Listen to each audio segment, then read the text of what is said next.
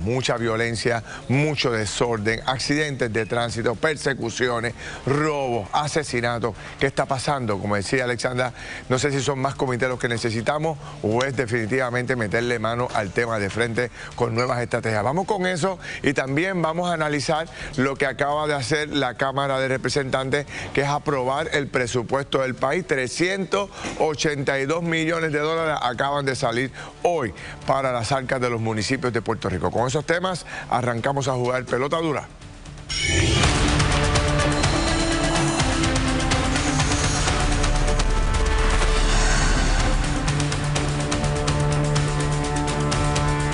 Buenos amigos, ya estamos listos. Vamos a arrancar el juego inmediatamente. Aquí está Laisa Torres, Alex Delgado y Anabel Torres Colbert. Saludos a ustedes, bienvenidos. Saludos Ferdinand, Alex, Anabel y amigos televidentes. Buenas noches Ferdinand, Laisa, Anabel y al público televidente, bienvenidos. Saludos igualmente, un placer estar aquí y que empiece el juego. Que empiece el juego. Está como que con un uniforme de juego hoy. Así es, no, estamos listos para lo que sea. Bueno, mira, nosotros vamos a arrancar este programa hoy de una forma distinta. Nosotros nos acostumbramos siempre por los debates y los enormes paneles que hacemos aquí todo el tiempo, pero hace unos 3, 4 meses atrás, José Montalvo, que es uno de los productores de nuestro programa, nos trajo la idea de hacer la historia, revivir la historia y buscar mucha información sobre el famoso Toño Bicicleta. Él ha preparado un reportaje muy interesante que se llama Terror en el Monte y es sorprendente la historia. Lo invito a que la vean y después venimos con el análisis de la misma. Vamos a ver la historia. Por 15 años ocupó el lugar del prófugo más buscado por la policía. Acabaron con el hombre que en varias ocasiones burló el sistema judicial y policial de la isla. Con la muerte de Toño Bicicleta concluye un capítulo en la historia de Puerto Rico. Una sombra crecía en la cordillera. Un fantasma rodeaba en el monte. Un rumor advertía que si ese hombre andaba por ahí, algo terrible iba a suceder. Durante décadas, invocar su nombre era generar terror, miedo, ansiedad, incertidumbre en cada rincón de Puerto Rico. Fue bautizado como Francisco Antonio García López, pero para el pueblo y la historia, su nombre es Toño Bicicleta. Nos adentramos al expediente correccional de Toño Bicicleta para presentarle una información revisada de su historia. Prepárese bien, porque hay que tener estómago para lo que viene. Esta es la historia del terror en el monte.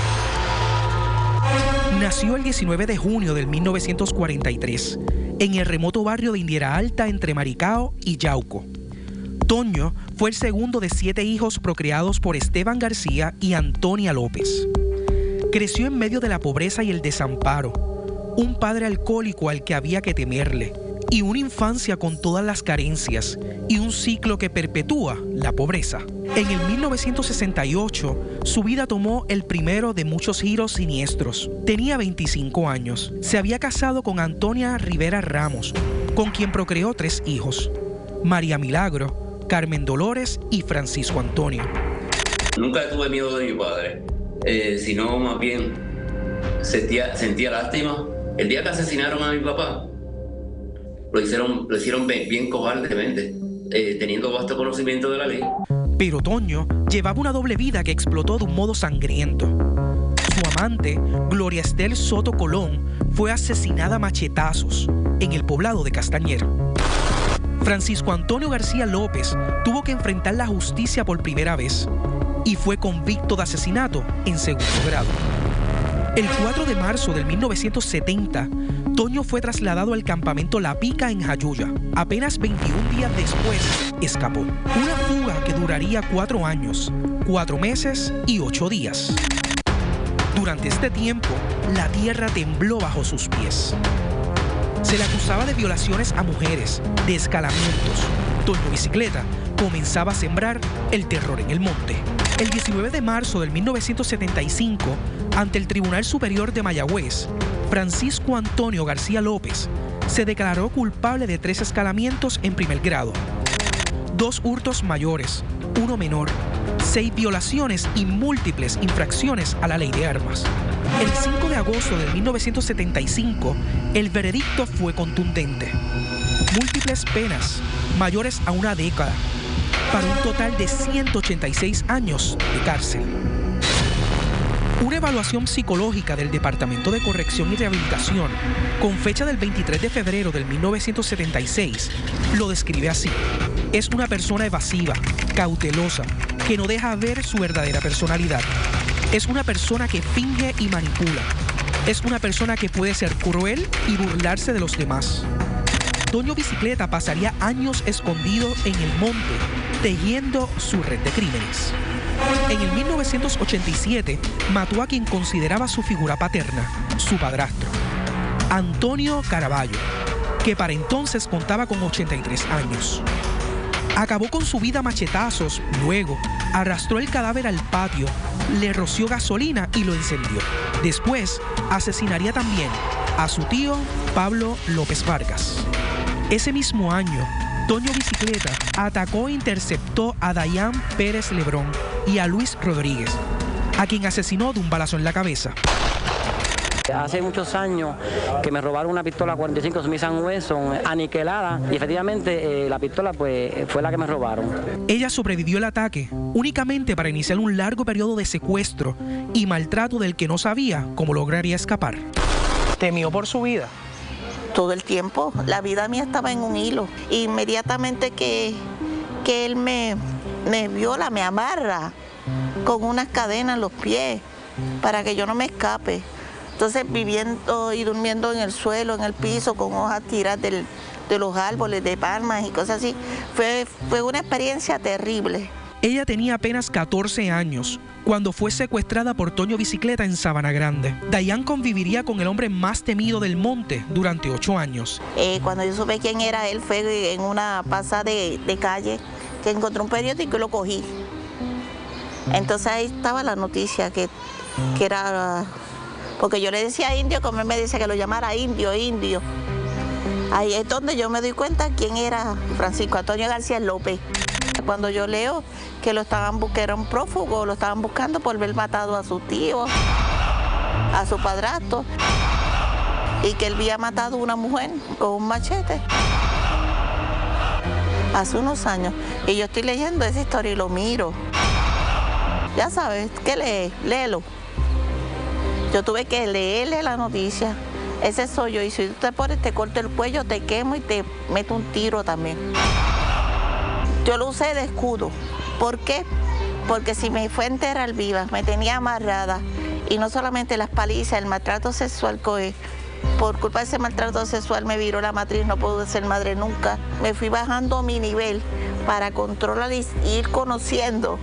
Él me tendrá que soltar algún día, pero siempre me dice, te voy a matar, te voy a matar. Los años pasaban y el mito crecía, pero las agencias de ley y orden de Puerto Rico no abandonaban la búsqueda del prófugo más buscado del país. Era un guerrillero solo para la policía de 14, 17 pueblos en la isla. Si Toño Bicicleta hubiese sido un antipolicía o un tipo de venganza, en la misma ruta que tú llegaste hasta aquí ahora, desde el Cerro de la Avispa, en cualquier bajanca de esa, hasta con piedra, Toño podía matar a un policía todos los días. Creo que Toño valía más vivo que muerto por aquello de las muchas y cientos historias que podía atraer a este momento. Porque cuando yo hice un intento, eso jamás se me olvida, eso es un milagro de Dios, cogí el arma, recuerdo que era un revólver, y lo apunté. Cuando yo le disparo del susto, le da, que si llega a ser una bala real, lo hubiese, ¿verdad?, tal vez matado o herido. Él se vira y me empieza a dar, me dio una pela y me empieza a dar. Y yo recuerdo que uno de los cantazos que tengo por aquí, yo perdí el conocimiento. Siento como frío en mi cuerpo y voy como que despertando con mareo. Cuando me doy cuenta que él está con el pico tirando tierra para encima de mí, pero viene de los pies para acá. Y él hizo así. Tú estás viva, fue lo que me dijo. Pero tampoco fue de quien sacarme de ahí. Que él te estaba intentando enterrar viva. Sí, porque él creía que yo estaba muerta. Pasarían décadas, pero finalmente llegaría la mañana del 29 de noviembre del 1995. Justo aquí vivía el prófugo más buscado por todo Puerto Rico. Fue aquí donde nació el terror en el monte.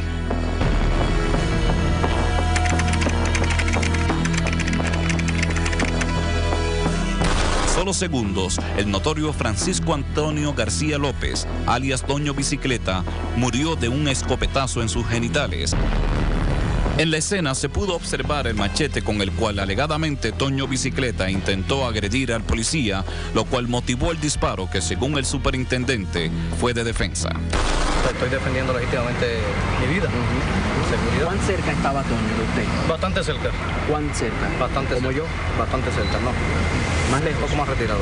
A Toño Bicicleta se le encontraron $1,114 en billetes de 1, 5, 10 y 20, 2 balas 45, una peinilla azul, un frasco con ungüento marca Vicks, presumiblemente para repeler a los mosquitos del monte, el machete y una pistola Smith & Wesson modelo 645 con 7 balas en el magazine y una preparada para ser usada. Toño Bicicleta, Antonio García López, llega a la parte arriba, mira hacia abajo. Y cuando mira hacia abajo, ve que hay como que se ve encastrado. Y eso le sospechó a él.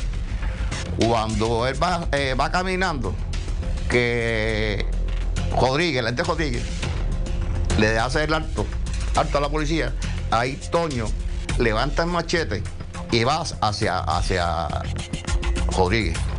Rodríguez lo que hace es que hace el disparo de escopeta y como está inclinado, la escopeta se encaja en la bajanca. Y al disparar, el impacto fueron en los genitales. El Departamento de Justicia de Puerto Rico nos dio acceso a la autopsia de Toño Bicicleta. Se hizo un estudio de distancia, que es un tipo de análisis pericial que realiza uno de los científicos forenses del instituto, que se llama un químico forense. Y mediante ese estudio se determinó que el disparo se produjo, la víctima estaba a unos 13 a 16 pies de distancia del agresor. Yo participé del recibo del cadáver. Se examinó cuidadosamente antes de ser guardado en la nevera y se encontró el taco bien cerquita de uno de los orificios que se le produjo como consecuencia del disparo que él recibió. Los orificios estaban todos localizados en el área pélvica, en el área de la genitalia externa y en el área de la ingle. Y por eso uno de los perdigones perforó la arteria y la vena femoral. Y él, pues, consecuencia de la hemorragia que eso produjo, pues es que fallece. El estudio toxicológico que se hizo en ese momento, donde se buscó cocaína, opiáceos y alcohol, fue negativo. Y marihuana, y fue negativo. Cuando supe que me iba a tocar ese caso, pues fue algo un poco impactante. Con la última bendición de su madre Antonia López Vargas, hijos y demás familiares, comenzaron los actos de sepelio de Toño Bicicleta. Yo vine de Mayagüez para verlo, es una buena persona. Una historia que hizo. Bueno, que para mí fue un amigo bueno, porque trabajamos juntos, él vivió cerca de casa cuando mató a la doña, y de ahí para acá yo no lo había vuelto más a ver. Un coche fúnebre el cual transportaba un arreglo de flores en forma de una bicicleta, símbolo de cómo se conoció a este astuto fugitivo de la justicia, dirigió hacia el cementerio municipal de Lares el cortejo fúnebre, el cual era escoltado por policías. Cerca de unas 3.000 personas asistieron al sepelio de Francisco Antonio García López.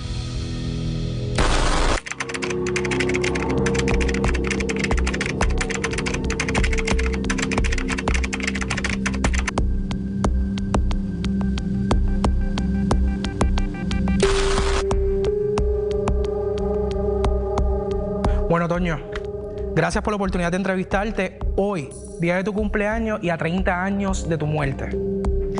Primero que todo, ¿cuántas intervenciones tú tuviste con la policía? Si le preguntas a ellos, como 60.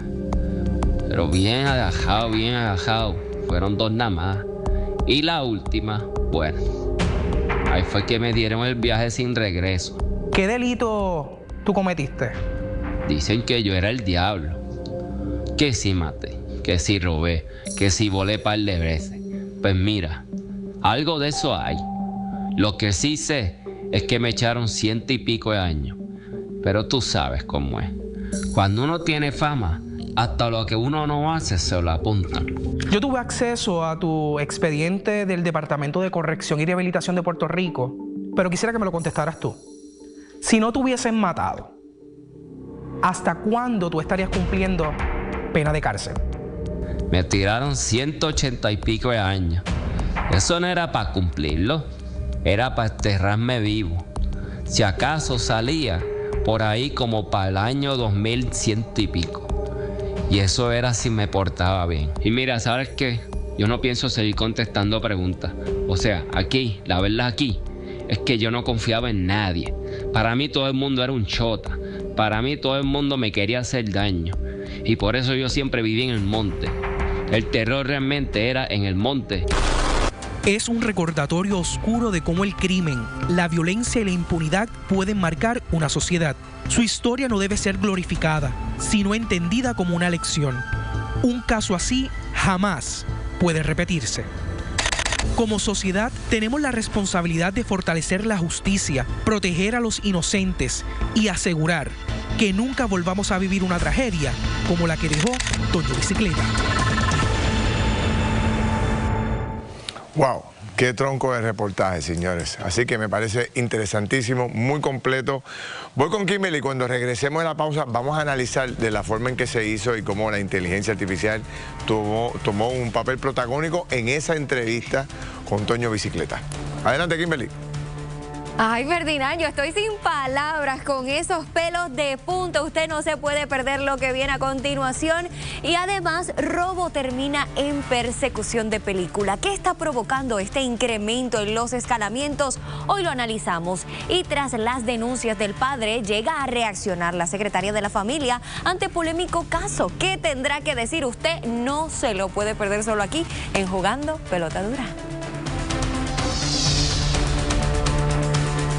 Bueno, regresamos a Jugar Pelota Dura. Aquí están los responsables de este tremendo reportaje que se acaba de sacar a luz pública. José Montalvo, que es nuestro productor aquí en Jugando Pelota Dura. José, saludos, bienvenido como siempre. Y Javier Camacho, que es experto en inteligencia artificial. Hola, Javier. Saludos, familia. Un honor increíble estar aquí, de verdad. Gracias. Estoy lucido. Bueno, sí, yo la verdad que estoy impresionado con todo lo que ustedes lograron aquí. ¿Por qué este reportaje, José? ¿Y por qué en este momento? Bueno, es bien importante dejar saber que la historia cuando se olvida, se repite. Y precisamente en el 2025 se va a celebrar, ¿verdad? Se recuerda 30 años de la muerte de Francisco Antonio García López. Y nosotros lo hacemos con la intención de que la ciudadanía que nos está viendo cree conciencia de este terror que se vivió en esta época para evitar que ahora en el 2025 y en estos tiempos sucedan. Correcto. Ahora se cumplen 30 años ahora en Se cumplen 30 años ahora en noviembre. Pero Ferdinand, quiero agradecer. Esto fue gracias a un equipo de trabajo espectacular. El editor José Caballero, Melissa, nuestra productora. ¿Cuánto tiempo te tomó todo esto? José, por ahí está Denis. Y Javier, esto me tomó alrededor de 3 meses y medio. Sí. Y entonces vamos a entrar a la parte de la tecnología ahora, la parte de la inteligencia artificial. No sé si producción puede poner la parte de algunas fotos que son fotos y toman vida. Sí, muchas de las fotos que me provee José se le aumenta la calidad porque eran demasiado viejas para poder presentarla en televisión. Y también se le da una animación con inteligencia artificial para ser los primeros en la historia de Puerto Rico en poder ver videos de esa época con él moviendo la cabeza, hablando, cosas por el estilo. Así que sí, es la primera vez que se hace eso. La primera vez en la historia. Interesante decir a todos los televidentes que toda la información que sale con inteligencia artificial es real. Sí. La fotografía la obtuvimos de la Universidad de Puerto Rico. Correcto. Y toda la documentación que dice Francisco Antonio García López en la entrevista de inteligencia artificial es con información verídica. Correcto. De su expediente correccional. Sí. Tuvimos acceso, ¿verdad? El Departamento de Justicia nos dio acceso a la autopsia de él original y el Departamento de Corrección, junto con la aprobación de su hijo, nos dio también acceso a verificar todo el expediente criminal, donde tuvimos acceso de todas las intervenciones policíacas que él tuvo en esa época. O sea, José, lo que Toño Bicicleta, ¿verdad?, utilizando la inteligencia artificial, manifiesta y fue algo que él dijo en entrevistas previas en ese momento. Pudo haber sido en entrevistas, pudo haber sido en declaraciones juradas del Departamento de Corrección. Y la voz, y la voz. La voz hicimos, la actuación la hago yo, directamente mi voz la está narrando, pero entonces utilizamos la voz del hijo mayor de él porque es lo más cercano que tenemos con respecto a esa similitud, y la clonamos para que entonces pudiera transformar la mía con la voz. Ver si podemos ver, si producción puede poner las imágenes de esa parte donde estás tú entrevistando a Toño Bicicleta, para que lo podamos analizar, si lo pueden poner. Que es lo más innovador. Sí, yo me quedé, cuando José yo le dije, déjame verlo antes para asegurarnos que tenga todo, ¿verdad? Cumpla con todos los requisitos. Cuando yo vi a José y veo a Toño Bicicleta reaccionando y contestando, digo, ¿cómo rayos? ¿Cómo es posible? Pudieron hacer eso? A mí, cuando yo estaba editando toda la conversación, la entrevista, yo parecía un nene chiquito gritando, no por el personaje, quiero aclararles, porque cuando tú eres parte de la historia en un canal, en un programa tan importante, uno se emociona cuando tú eres alguien de la calle. Y para la época mía, que era los 90, imagínate, yo juraba que él estaba metido en el monte que está ahí en Buchanan.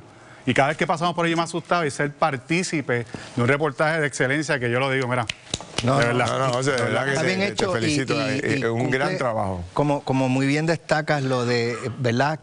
Hay una generación que no conoce esa historia. Exacto. Y tienen que conocerla, fue parte Ese es de nuestro propósito. historia. Nuestro propósito es eso, que la gente no olvide la historia, pero con la intención de que no se vuelva a repetir en ninguna parte de nuestro país, en ninguna parte del mundo. A nivel periodístico es la primera vez que se utiliza inteligencia artificial para fortalecer un reportaje. Para este tipo de trabajo, a mi conocimiento, es la primera vez, por lo menos en lo que se está haciendo. Se han hecho otras cosas, es un tema que va creciendo, hay que prestar mucha atención. ¿Y algún dato particular que no haya salido antes que pudieron tener acceso al hacer esta investigación? Yo pienso, eso va a raíz del agradecimiento que yo quiero brindar a la víctima, a Dayan, quien se expresó en nuestras cámaras con esa sinceridad y sobre todo declarando cosas que yo no había escuchado, ¿verdad?, que había vivido en el monte. Y le quiero dar las gracias porque ella también sacó su libro de Víctima 2 veces, donde ella cuenta cómo ella pasaba todo eso. Así que en este caso, en este reportaje, no solamente tuvimos conexión con las agencias estatales de nuestro país, sino también nos dimos a la tarea de leer libros e informes para que nos dieran esa base para nutrirnos en este reportaje. Excelente. Felicitaciones por todos lados, porque sin duda alguna esas son las cosas que hay que hacer en la televisión para lograr recordar momentos importantes, no volver a vivirlo, enviar mensajes hacia adelante que son importantes en todo este proceso. Voy a una pausa con Kimberly y cuando regresemos vamos a atender no el terror en el monte, sino el terror en las calles. Señores, hay persecuciones, tiroteos, asesinatos y muertes en las carreteras por todas las esquinas. Vengo rápido. La cosa está fea, Ferdinand, y los federales se meten en la corte y arrestan a decenas de inmigrantes. ¿Qué es lo que está sucediendo? Al volver le decimos. Y desde el Capitolio, Margarita nos trae lo último sobre el presupuesto. En otros temas...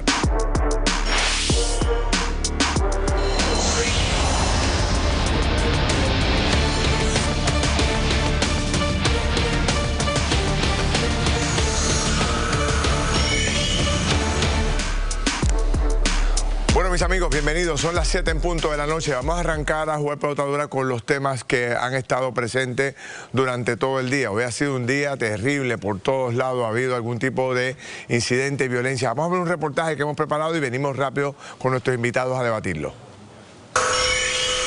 Un asalto a plena luz del día tomó lugar en la joyería y casa de empeño Crazy Pawn en Bayamón. Según el informe preliminar, 4 individuos rompieron el cristal principal y entraron al establecimiento a eso de las 10:30 de la mañana, agrediendo al guardia de seguridad y apropiándose de varias prendas al momento en que abandonaron el lugar a bordo de una guagua Mitsubishi. Muchos de ambulantes y nos cogen las cajas cada rato y se quedan aquí a dormir y todo, o sea que...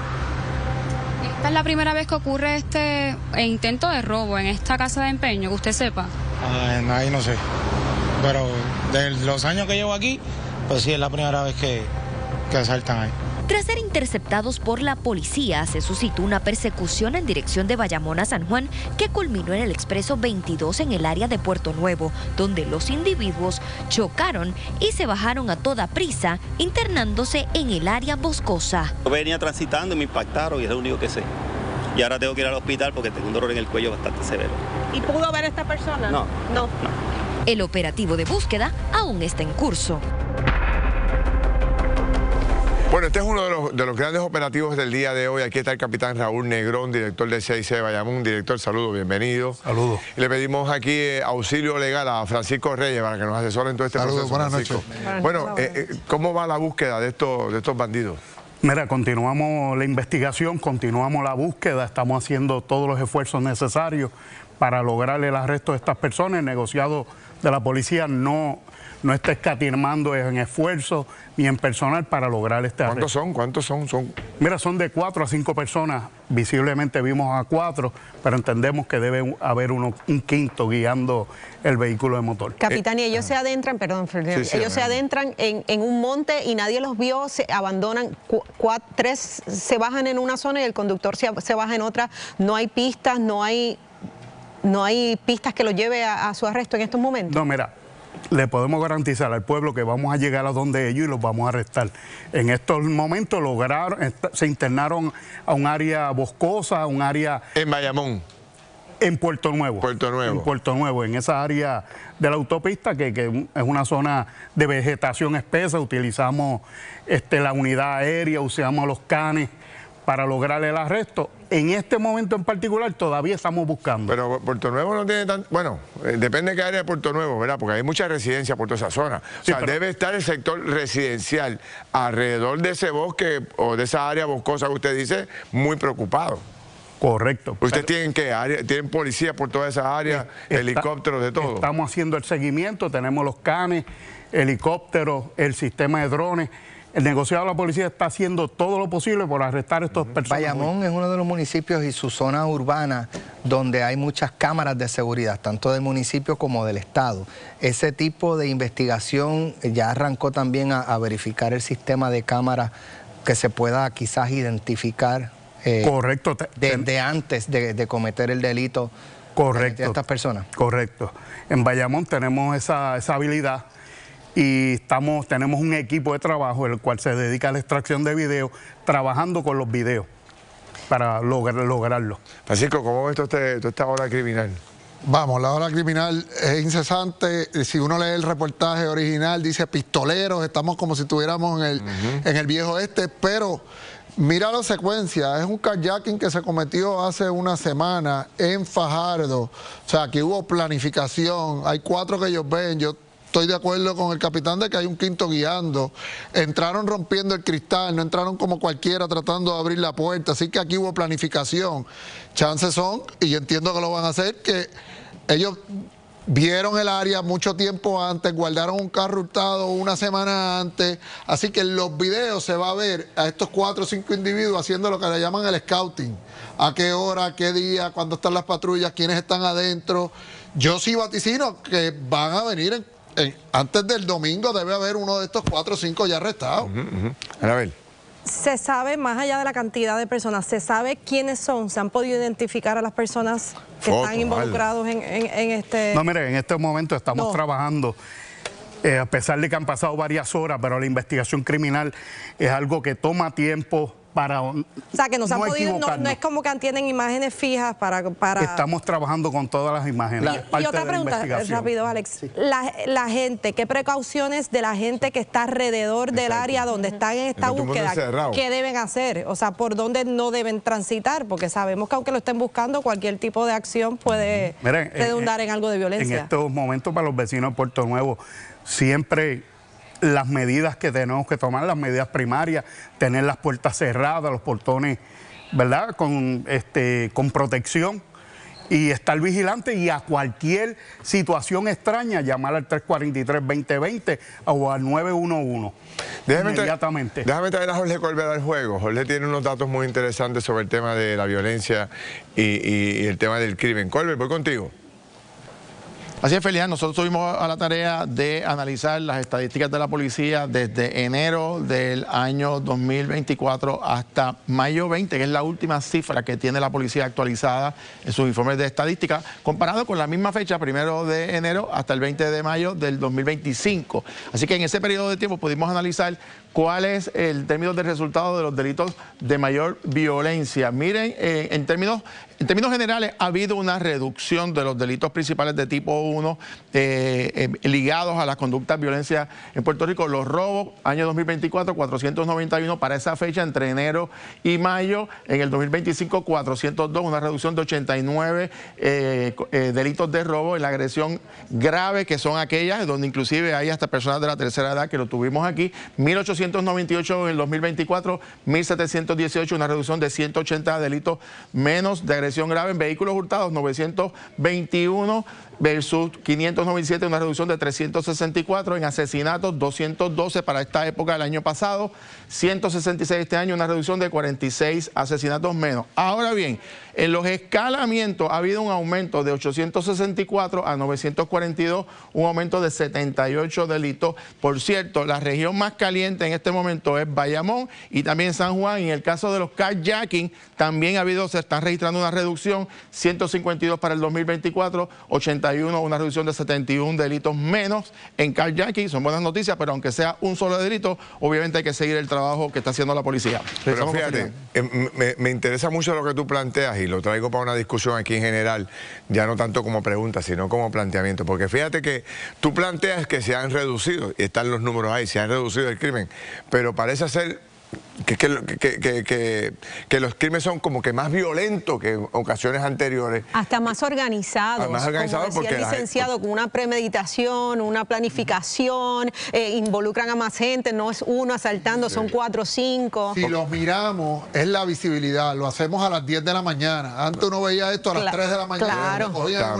También. La violencia en los carros, la muchacha de ayer está visible, las redes sociales lo ponen en primera plana para el pueblo ver. A las 10 de la mañana, 4 individuos rompen delante de todo el mundo, no se esconden. No es cuando está todo el mundo durmiendo, que eso es lo que uno veía antes, cuando te cogían una luz oscura. Ahora te lo hacen delante. Aunque saben que la policía tiene cámara en todos lados. En Puerto Rico hemos vivido bajo esta, ¿verdad?, violencia por años. Y por más que vemos cómo, ¿verdad?, tenemos que hacer las cosas como ciudadanos para protegernos, yo sigo viendo a la ciudadanía como que sobreconfiada en la calle. Y muchas veces estas cosas se repiten.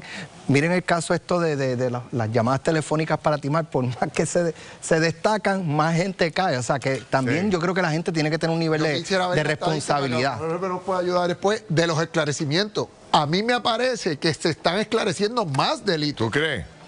Parecería, porque es que estas noticias salen hoy y ya el domingo hay 2, 3 arrestados y para la policía está esclarecido, no es que Capitán, o sea que la impunidad no está siendo un factor para que se cometan menos delitos.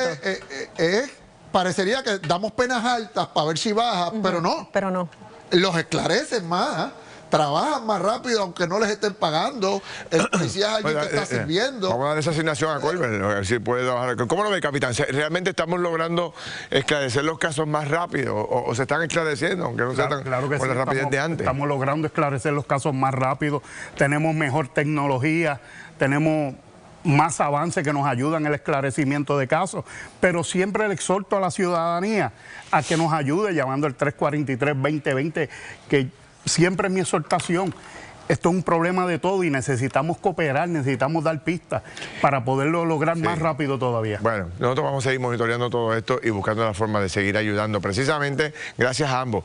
Precisamente, desde el Capitolio está Margarita, que está allí recogiendo los últimos datos de la aprobación del nuevo presupuesto del país, que es el presupuesto más grande en la historia de Puerto Rico. Hay dinero que ni votándolo se acaba. Voy con Margarita, vamos. Saludos, muy buenas noches a Ferdinand y a todos los amigos de Pelota Dura. De inmediato les comparto el escenario en el que estoy parada en este momento, justamente en el Senado de Puerto Rico. Me voy a retirar para que ustedes tengan la posibilidad de ver cómo los trabajos se están llevando aquí. Ven a los senadores, igualmente a las personas, entre ellos el presidente de este cuerpo, Tomás Rivera Chats. Están atendiendo distintos asuntos, sin embargo, les digo que en apenas 35 minutos fue que terminaron los trabajos en la Cámara de Representantes. televidentes relacionados, Ferdinand, y amigos que nos ven y nos escuchan, con el presupuesto del nuevo año fiscal del país. Mire que muchos cuestionamientos ha tenido este presupuesto. Estoy ahora compartiendo micrófono con Luis Javier Hernández, ¿verdad? Exalcalde de Villalba, senador. Muy buenas noches. Gracias por decir que sí. Siempre presente. Interrumpió su trabajo justamente en el hemiciclo para que los amigos televidentes tengan una idea. La Cámara finalmente aprobó el presupuesto. Se había detenido porque desde el martes estaba en suspenso por una solicitud de la Junta de Control Fiscal. Pedía enmiendas. Estas enmiendas fueron cumplidas hoy en el cuerpo hermano y favorecen a los municipios, pero la cara aquí del senador me parece que dice un poco lo contrario en conversación que tuvimos hace escasamente minutos. Cuénteme. Digo, no hemos recibido el presupuesto, es lo primero que tengo que decirte, no lo hemos recibido oficialmente. Yo espero que antes de que cerremos sesión podamos recibirlo. El presidente, ya hablé con el presidente, nos va a dar tiempo de revisarlo para debatirlo en su momento y si hay comité de conferencia. Lo que respecta a los municipios, el total del dinero que se asignó son 380 millones. Pues yo acabo de recibir por parte de Héctor Ferrer el desglose, y para que tengan una idea, incluyeron casi 100 millones de dólares para transportación escolar municipal. Eso nunca ha existido, o sea, no existe transportación municipal escolar. Existe transportación escolar estatal, que los municipios por convenio, los que lo tengan, lo reciben. ¿Es que entonces qué? ¿Es bueno o es malo o es que no era necesario? Eso es una mentira, o sea, ese dinero siempre ha estado ahí para el Departamento de Educación. Aquellos municipios que entren en convenio, pues lo reciben. Así que esto no es dinero adicional para los municipios, y hay muchas partidas allí que ellos incluyen como nuevo dinero para los municipios, que realmente es dinero que siempre han recibido. Pero para yo entender, se habló justamente, le digo, hace 45 minutos, que en este número de los 380 millones que favorece a los municipios, por ejemplo, los que están en un mayor déficit fiscal estarían recibiendo partidas entre 35 millones a 40 millones. ¿Eso tampoco es cierto? Bueno, tengo que verlo, ¿verdad? Porque siempre ha existido la partida de 30 millones para Fondo de Servicio Esencial, que se está, eso la puso Pedro Pierluisi, y 35 millones para trabajar algunas jerarquías y servicios municipales en convenio con la Junta. Entonces, ¿qué es lo que no lo satisface? Eso es lo que yo quiero ver. Nosotros cuando recibamos el presupuesto, yo le pedí al presidente tiempo para desglosar y ver lo que realmente reciban los municipios adicional. Si hay dinero adicional, yo estaría de acuerdo con él, pero si le quita más dinero a los municipios, que es lo que nosotros entendemos que va a hacer, pues entonces estamos en contra. Así que mi petición, ¿verdad? Tranquilo el pueblo, vamos a estar revisando. También me preocupa mucho la partida de educación especial de remedio provisional. Tengo entendido que hay menos dinero que lo que se había presupuestado para el año pasado, y en la partida de los policías estatales para las horas extra. Sin embargo, se tocó el tema no solo de educación, sino también de salud, y tengo que reconocer que el de ama de llaves. Sí, bueno, se añadió programa de ama de llave para los municipios por el mismo dinero que estaba el cuatrienio pasado. O sea, no es un dinero adicional. Nada, que no, el senador, mira, el senador. Bueno, yo lo que pasa es que yo en este gobierno no le creo casi nada. O sea, yo voy a revisarlo, con calma lo vamos a revisar, línea por línea, y si hay un dinero adicional, lo vamos a plantear. Gracias por estar con nosotros directamente desde el Senado. Paso ahora contigo, Ferdinand. Gracias, Margarita. Bueno, parece increíble que se esté debatiendo de que no hay dinero, que no llegó, o que es menos la cantidad, cuando es el presupuesto más grande, el presupuesto en gastos más grande de nuestra historia. Vamos a analizar eso pronto, pero cuando regresemos a la pausa vamos a conversar con uno de los abogados más prominentes de Puerto Rico, con más experiencia, para conocer qué opina sobre este posible acuerdo al que ha llegado la ex gobernadora Wanda Vázquez. Venimos rápido. Kimberly. Pero eso no es todo, Ferdinand. Se intensifican las redadas migratorias y llegan hasta la corte. ¿Qué está sucediendo al volver? Le decimos. Además, llega secretaria de la familia tras denuncia del padre que lucha por la custodia de su hija. ¿Qué ella tendrá que decir? Lo vamos a analizar. Usted quédese en sintonía del número 1 de sus noches, Jugando Pelota Dura.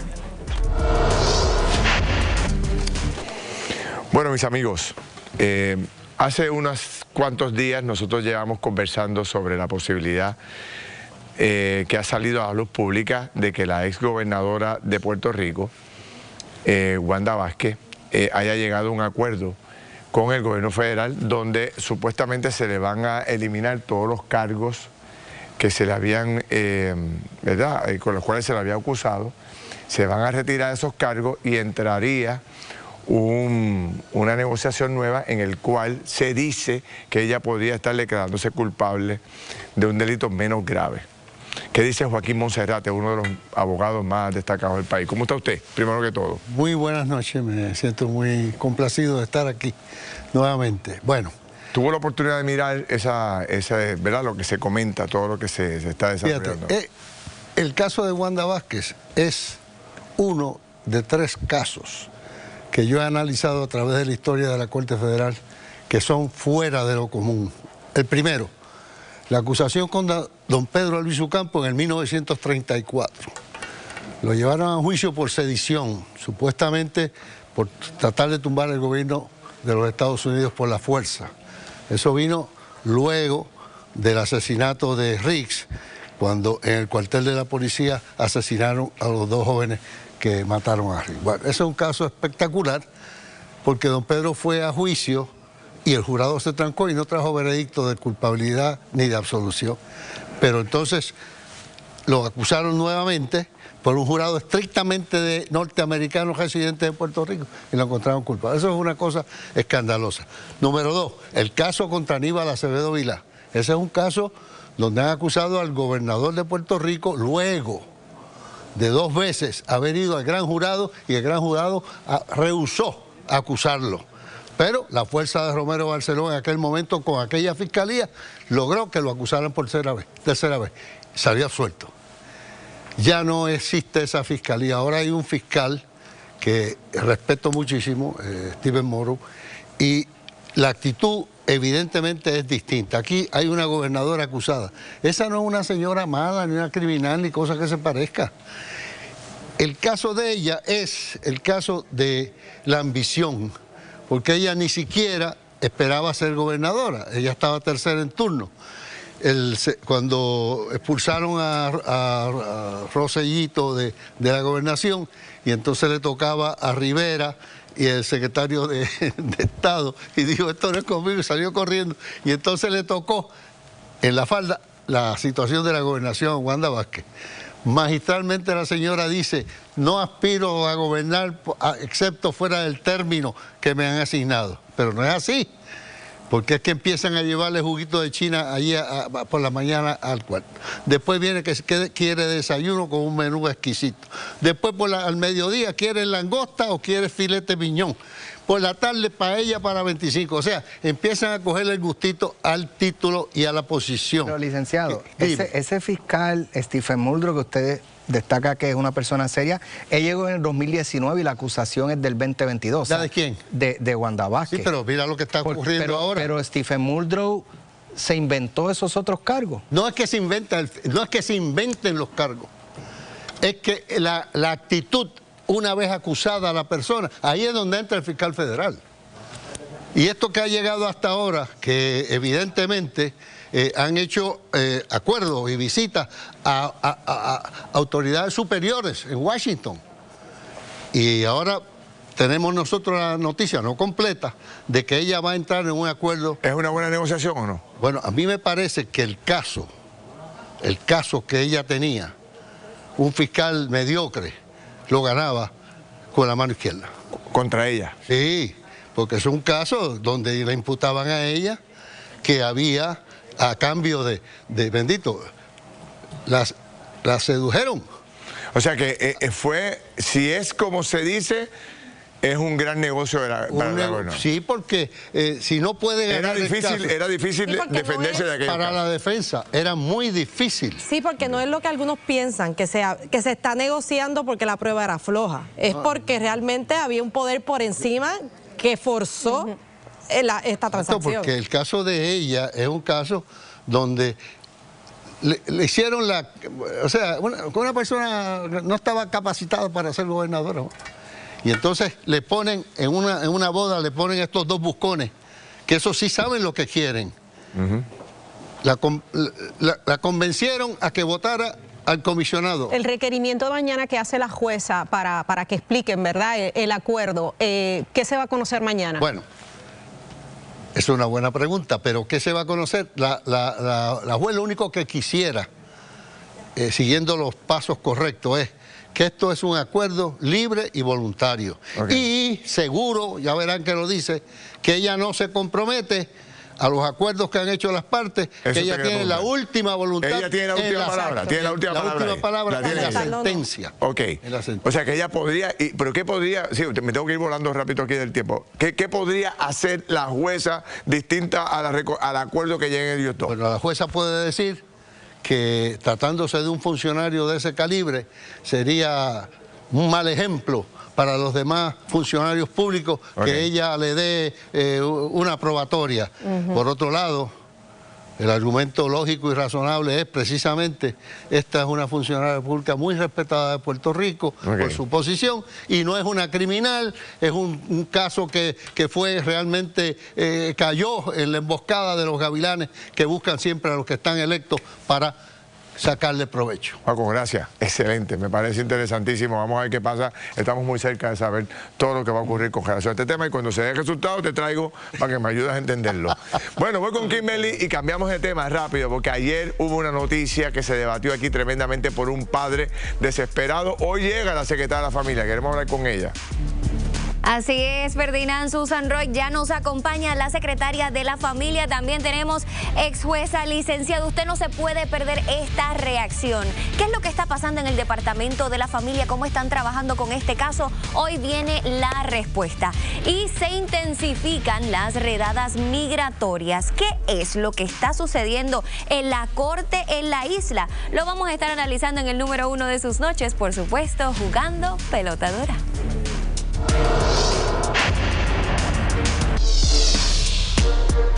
Bueno, mis amigos, regresamos a jugar pelota dura, cambiemos de tema. Ayer un padre desesperado hacía un reclamo tremendo de protección a su hija y esto fue lo que pasó. Ella me hace unas alegaciones donde yo me preocupé, intenté hablar con su mamá, se puso hostil, pide una orden de ley 54. Lo único que yo pude darle a mi hija fue un beso. No podría abrazarla ni despedirme, ella con un temor de que papá no me deje. Al haber una ley 54, yo lo que pienso es que no hubo, no se puso a la juez en posición de conocer que había una orden de protección. Si mamá tiene la custodia ahora mismo de esa niña, se está violando una orden de protección. Necesariamente no hay una interconexión entre los casos, así que la juez puede ser distinta, a lo mejor no tiene conocimiento. Y hay un choque entre dos políticas públicas. Esto pasa todo el tiempo, el tribunal tiene que actuar con urgencia. Si mi vida es de perder por defender a mis hijas, así va a ser. Pero mis hijas no van a ser una estadística más. El sistema tiene que ser equitativo. El sistema no tiene que ser pro mamá ni pro papá. Tiene que ser pro los menores. Contundente mensaje, el sistema tiene que ser equitativo, no a favor de papá ni de mamá, sino a favor de los menores. Aquí está la secretaria del Departamento de la Familia, Susan Roy. Gracias, secretaria, que usted siempre está disponible para venir al programa y se lo agradezco mucho. También está nuevamente el licenciado Ramón Rivera, que ahora es el abogado de Richard de Jesús, y también pedimos el auxilio aquí de la jueza Sarieli Rosado, que siempre nos asesora aquí en términos, del tribunal. Bueno, secretaria, ¿verdad? ¿Cómo usted coge este caso? ¿Cómo lo ve? ¿Cómo lo atiende? ¿Qué nos puede decir? Porque estábamos todos muy preocupados. Pues mira, ciertamente nosotros también estuvimos muy preocupados, venimos en conocimiento a través de los medios de comunicación, ¿verdad? Y de las noticias y de los videos, estuvimos tratando de llegar, ¿verdad?, al caso porque el Departamento de la Familia nunca recibió un referido y nunca fue alertado sobre esta situación por ninguna de las partes, ni por los tribunales, ni por mamá, ni por papá. Así que en virtud de eso, nos movimos a los tribunales, veniendo en conocimiento que habían unas órdenes ¿no?, de dos tribunales distintos que tampoco nos habían llegado, así que las buscamos. Y dos órdenes que no permiten que el tribunal se comunique, no hay comunicación entre los tribunales, son dos órdenes distintas. Bueno, tenemos dos órdenes y una de esas órdenes obliga al departamento, ¿verdad?, a intervenir, a investigar. Así que es lo que hicimos desde temprano en la mañana, aún sin tener la orden, y nos encontramos en un proceso de investigación en este momento. ¿No lo han concluido? No hemos concluido, ciertamente intentamos comunicarnos con el padre, sí logramos comunicación con la madre y sí logramos entrevista con la madre y con algunos focos, pero... Cuando nosotros salíamos ayer, terminamos el programa, nos quedamos aquí, siempre nos quedamos un poco repasando los temas de mañana. Yo saliendo del edificio, regresó el joven, Richard, el papá, el que hizo la denuncia. Me dijo, mira, Ferdinand, vino desesperado, me van a arrestar ahora mismo, me están llamando, me llamaron del cuartel y de la Fiscalía de Mayagüez que me van a arrestar. Yo dije, ¿cómo va a ser? Y entonces ahí logramos contactar otra vez al abogado y ahí inició un proceso. ¿Qué ha pasado de anoche a hoy, licenciado? Bueno, luego de que tuvimos, ¿verdad? Como bien tú mencionaste, ayer mismo vimos la desesperación de Richard, lo ofrecimos para darle una mano y así lo hemos hecho durante el día de hoy. Desde anoche estuvimos en conversación, entramos en conversaciones con la policía de Puerto Rico, estaba un procedimiento investigativo. ¿No lo han arrestado? No lo arrestaron y no lo van a arrestar por el momento. ¿Pero por qué lo iban a arrestar? Exacto. Porque había unas alegaciones por parte de la madre, ¿verdad? Las mismas alegaciones que se presentaron en la orden de protección, que, ¿verdad? Entendía la policía que tenía que investigar. Entiendo, según lo que pude hablar con la gente Acevedo de Aguadilla, que fue la gente que en su momento estaba investigando el asunto y que estaba coordinando el asunto, estuvimos en comunicación con ella, con la distinguida gente durante toda la noche. En la mañana de hoy recibimos un correo electrónico, ¿verdad? Intercambiamos unos correos oficiales en los cuales nos pusimos a disposición de la policía para cooperar, ¿verdad? Pero estábamos en Bayamón casi a las 8:30, 9 de la noche y nos pusimos a disposición de que podríamos coordinar, ¿verdad? Para jueves o para el mismo viernes que él tiene que bajar a Mayagüez para participar del proceso investigativo que fuera necesario. Y ante ese escenario, entiendo que Fiscalía entrevistó a mamá y determinó que no estaban los elementos para expedir ningún cargo criminal. Tengo una duda y es a raíz de lo que dijo la secretaria. Cuando hay un caso con un menor que se emite una orden del tribunal, ¿cuánto tiempo tiene que pasar para que el Departamento de la Familia venga en conocimiento? Porque se trata de un menor. Usted dice que no había llegado ningún referido a ustedes de un caso de... que fuera inmediato. Y no lo es. Manera, en ese momento no lo fue. Sí, pero se supone que sea. Procesalmente, el tribunal emite una orden. ¿Cómo esa orden llega al Departamento de la Familia? ¿Cuánto tarda? ¿Es algo electrónico? ¿Es algo que tiene que ir por correo certificado? O sea, ¿cómo?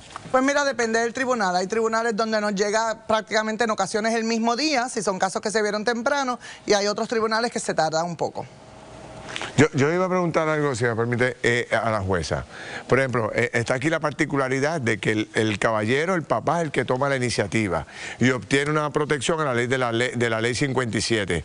Pero después la mamá, ese mismo día, o al otro día, corrígame, licenciado, ese mismo día, le radica una ley 54 a él. Y viene el Estado... Al otro día. Al otro día, le radica una ley 54 y el Estado entra y protege a la señora y le entrega el nene a la mamá. Y queremos contar, también radicó una ley 57 la mamá porque supuestamente papá no se negaba a entregar a la menor. Pero son dos decisiones, pero a lo que voy. Usted es la jueza que está atendiendo el caso del caballero. Y usted entra los datos y le da la protección de la ley 57. Cuando la otra jueza allá en Mayagüez le va a aprobar la ley 54, ¿no se da cuenta en el sistema que ya hay una ley 57 para el caballero? No necesariamente. O sea, el sistema no funciona uniforme. Para la ley 54 sí hay un archivo central y electrónico que eso se hizo en conjunto con la policía y para la ley 54 sí sale, pero para la ley 57 no es así. Y tengo que aclarar algo. No se expidió una orden de protección bajo la ley 57. El tribunal lo que hizo fue emitir una resolución y orden como una medida cautelar y de protección, pero no expidió la orden de protección. Así que son cosas diferentes. ¿Pero qué dice no entiendo? ¿Qué dice la primera? La primera dice que como resolución que temporariamente, provisionalmente se le va a dar la custodia. Déjeme hacer la pregunta mejor. O sea, yo voy donde usted y le digo, mire, yo soy el padre de fulanito y mi hijo no vive conmigo, estamos separados, vive con la mamá. El niño me dijo que está siendo maltratado XYZ, el cuento que no lo voy a hacer, usted se lo hará directamente a la jueza. ¿Qué se supone que haga un juez? Se supone que entienda si el niño está siendo maltratado o en riesgo de maltrato, si tiene los fundamentos y la base para entenderlo, que emita la orden de protección bajo la ley 57. En este caso en particular, desconozco cuáles fueron las alegaciones de papá, pero ciertamente la juez no expidió la orden de protección y lo que hizo como una medida cautelar es, bueno, no voy a expedir la orden, pero voy a mandar a investigar al Departamento de la Familia. ¿Dónde está la niña? ¿Está con la mamá? La niña está con mamá. Ok. Secretaria, primero voy a hacer un principio, yo no voy a entrar en la parte de estos casos porque no tengo los elementos, pero sí, con la experiencia que he tenido como abogada, en muchísimos casos, sí es verdad que hay un prejuicio en todos estos casos a favor de la mamá. O sea, la mamá siempre tiene la ventaja en este tipo de situación. Y entonces, y muchas veces viene incluso de las mismas trabajadoras sociales que intervienen, muchas veces también de la rama judicial, que inicialmente las juezas, y con todo el asunto de los feminicidios, de alguna forma se ha escalado, que prefieren prevenir que después tener que pase cualquier cosa. ¿Qué se está haciendo a nivel del Departamento de la Familia? Adiestramiento, educación, entender que el bienestar del menor no siempre está con la mamá, puede ser con el papá o puede ser que sea con ninguno de los dos, porque la realidad es que esto es un problema y me parece que hay que atenderlo por el bienestar de los menores y sobre todo con todos estos casos que vemos de maltrato de los menores, que a veces no necesariamente son de las mamás, son de los padrastros o del que está con la mamá, pero como se favorece a la mamá, muchas veces se expone a los menores a esa situación. Ok, tengo que diferir de tu principio. El Departamento de la Familia es un ente neutral y siempre va a apostar y a investigar en favor del mejor bienestar del menor. Y siempre el menor va a ser el centro de cualquier investigación y de cualquier situación que se atienda. Eso se presenta ante los tribunales y se presentan las recomendaciones, ¿verdad?, basadas en la investigación que hacen nuestros trabajadores sociales, que son personas íntegras y que tienen la preparación y la experiencia. Más allá de dicho eso, sí se está dando adiestramiento, se continúa capacitando y buscando mejores mecanismos para intervenir. Usted ha representado tanto a papá como a mamá en su trayectoria como abogado de familia. ¿El sistema se mueve igual cuando el señalamiento es contra papá que cuando es contra mamá en términos investigativos y de proteger al menor? Yo le puedo decir que con el pasar del tiempo ha ido mejorando, pero todavía hay vestigios de lo que señala la compañera Anabel Torres Colbert, porque sí se ve, por ejemplo, la ley 54, aunque ya vemos cada día más implementaciones contra casos, ¿verdad?, contra mujeres, todavía no vemos un proceso, incluso ni con las intervenciones de la policía. Vemos un trato igual cuando se trata de un hombre que cuando se trata de una femenina. Secretaria, bien breve, ¿cuándo usted espera que termine la investigación? O sea, ¿están en ese trámite? ¿Tiene una fecha límite o están No tenemos fecha en este momento, ¿verdad? Estamos iniciando la misma. Pero viene la vista. Hay vista mañana en el tribunal. Bueno, vamos a ver qué ocurre con este caso. Hay mucha gente identificándose con él, mucha gente escribiendo sobre el tema. Esto es algo que pasa en muchos hogares y en muchas situaciones del país y la gente está pendiente a cómo se resuelve este caso. Bueno, gracias a los tres. Les agradezco la oportunidad. Voy con Kimberly y regresamos con otro tema bien interesante. Así es, Ferdinand. Y usted votó en la encuesta, claro. ¿Quién cree que falló en este caso? Un 89% dijo que el tribunal. Gracias a todos por participar y escuche bien, tiene que estar pendiente de lo que viene a continuación, porque le está partiendo el corazón a todo el mundo. Redadas migratorias llegan hasta los tribunales de inmigración aquí en Puerto Rico y en Guaynabo. ¿Qué es lo que está sucediendo? Le decimos al volver.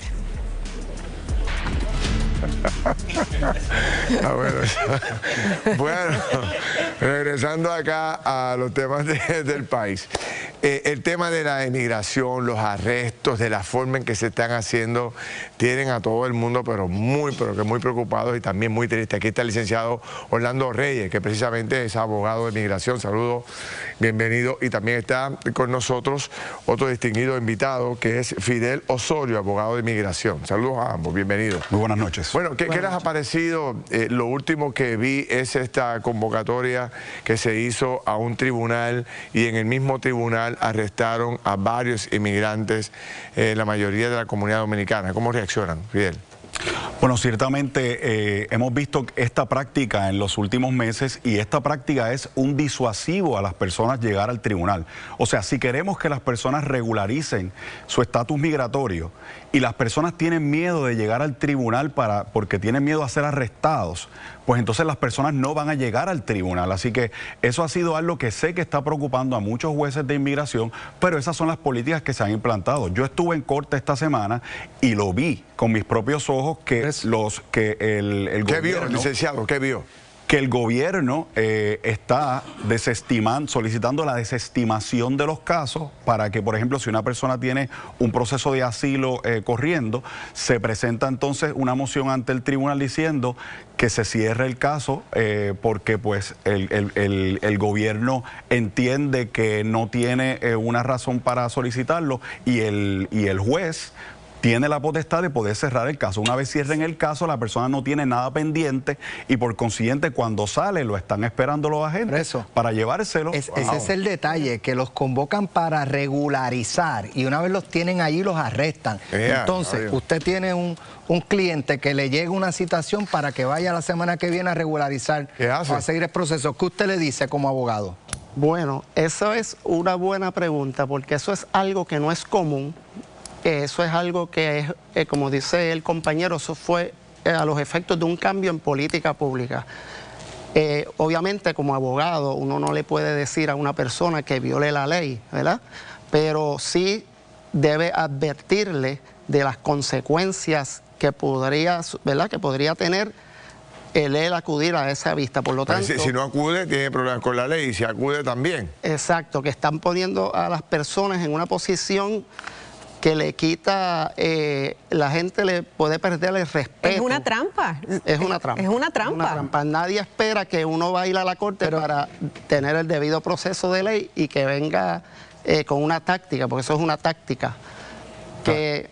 Prácticamente. ¿Qué ha pasado con esa gente una vez que sepan ustedes? Algunos de los clientes de ustedes, una vez son arrestados, inmediatamente son enviados a la República Dominicana o pasan un periodo de tiempo en alguna cárcel en Puerto Rico o en algún campo, no sé. En Puerto Rico no tenemos centro de detención, desafortunadamente, y hemos estado viendo que en los últimos meses se está desarrollando la idea de tener un centro de detención en Aguadilla. Es necesario, porque en Puerto Rico lo que hay son centros transicionales de detención. Por ejemplo, tenemos el que está frente a la cárcel federal, que popularmente le dicen la neverita, o lo tienen en San Patricio o en Aguadilla. O sea que estas personas ahí solamente pueden permanecer solamente como 48 horas. Después de eso, o lo mueven a su país si está en un proceso expedito de remoción, o lo mueven entonces a Broward Transitional Center o a Chrome, donde allá entonces probablemente pueden tener alternativas. Esas personas, y las utilizamos de ejemplo, que fueron arrestadas, que están en un proceso de regular su estatus migratorio. No es una persona que llegó en una yola hace 3 meses y está escondido en una casa. O sea, son personas que están autorizados a estar en Puerto Rico y están en ese proceso, ¿correcto? Todo depende, porque hay algunos que sí están en ese proceso, que ya llevan tiempo y que en corte realmente tienen opciones. Las personas en corte, si no tienen remedio, es decir, los remedios son solicitar un ajuste de estatus, solicitar una cancelación de remoción de su proceso si lleva más de 10 años en los Estados Unidos y tiene un familiar inmediato, la persona puede solicitar incluso hasta una residencia, solicitar VAWA o solicitar un asilo si tiene verdaderamente base para solicitar el asilo. Y todas estas cosas tienen que estar fundamentadas tanto en derecho como en hecho. La experiencia que ustedes han tenido como abogados que ven este tipo de casos es a cuántas personas que sí tenían permiso o algún tipo de autorización para estar en Puerto Rico, como quiera, están siendo parte de estas redadas que están ocurriendo diariamente. En ese caso hay muchas personas que están en la corte, y esa le llaman la corte de personas que no están detenidas. Por lo tanto, esas personas no son un peligro, no se deben considerar un peligro porque no han cometido un delito, están dentro de su proceso migratorio.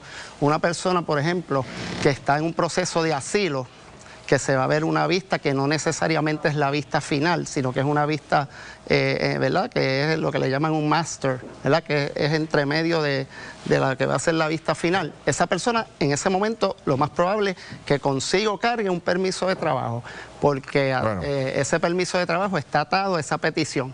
Esa persona le tumban el caso ahí de momento, sale afuera, entonces ahí vienen y lo arrestan. Ese permiso de trabajo, al irse el caso de asilo por la borda, esa persona ahí mismo se quedó sin nada en el limbo. Nosotros vamos a seguir monitoreando este tema porque obviamente está todo el mundo muy preocupado y obviamente queremos que esto pues se haga de la mejor forma posible. Si se va a hacer, que se haga con respeto y con deferencia a estos seres humanos. Gracias a los dos. Ya hablaremos más adelante sobre el tema. Voy con Kimberly y regresamos con la última entrada del juego. Bueno, mis amigos, de Salvation Army y Holsum impactaron sobre 3,000 personas en los hospitales de Puerto Rico el día de la dona. Y aquí está con nosotros hoy el capitán Gilberto Rivera. Capitán, ¿cómo está usted? Estamos muy bien, gracias. ¿Qué significa esa actividad? Pues mire, el Día Nacional de la Dona y la iniciativa que se tuvo trata sobre las donas Lacis, un grupo del Salvation Army que en la Primera Guerra Mundial tuvo la oportunidad de brindar esperanza a esos luchadores al frente de batalla. Y en este 6 de junio, Día Nacional de la Dona, junto a Holsum, tuvimos la oportunidad de ir a estos hospitales y a estos lugares a brindarle un poco de esperanza a estas familias y a individuos que están pasando por momentos difíciles, pero a la misma vez a través de las tarjetitas y más allá de la dona que se le brindó, le pudimos dejar saber que hay esperanza aún en medio de su situación. Me parece fantástico, felicito a Holsum, lo felicito a ustedes. Cada dona llevaba un mensaje positivo, más de 2.000 mensajes positivos, y me parece que es un gran gesto que viene bien en estos tiempos de tanto estrés. Así es. Felicitaciones y muy buena noticia para cejar esto.